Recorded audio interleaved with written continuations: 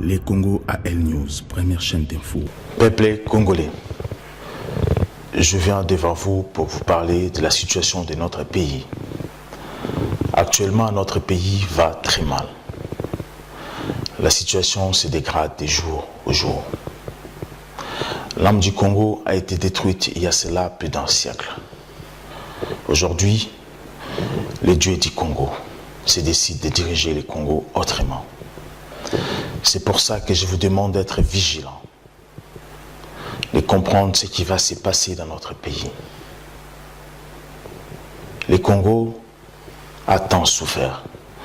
Aujourd'hui, il est temps que ce pays décolle avec l'énergie de notre source bantou. C'est pour ça que je fais appel au président du Nigeria et au président de l'Angola de comprendre que la racine bantou a pris forme et a besoin de décoller. Notre Dieu des Bantous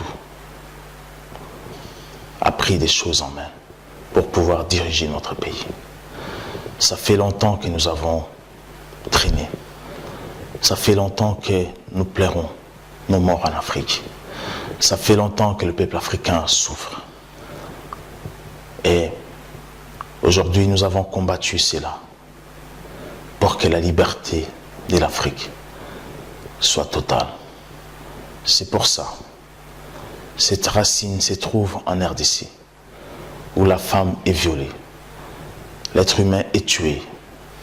Nous lançons cet appel à vous pour venir en soutien, pour soutenir notre œuvre et surtout notre époque, notre prophétie s'accomplit. À Joseph Kabila, le président de la République démocratique du Congo, ça fait 6 ans que vous n'êtes plus président de ces pays spirituellement.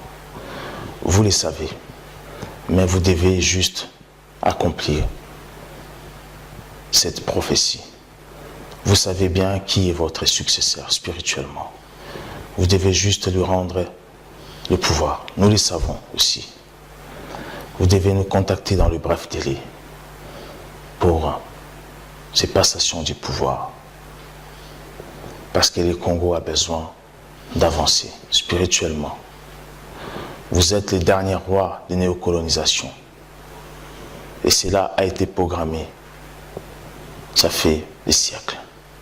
Votre passage au sommet de notre pays était important, capital pour nous, afin que les choses avancent.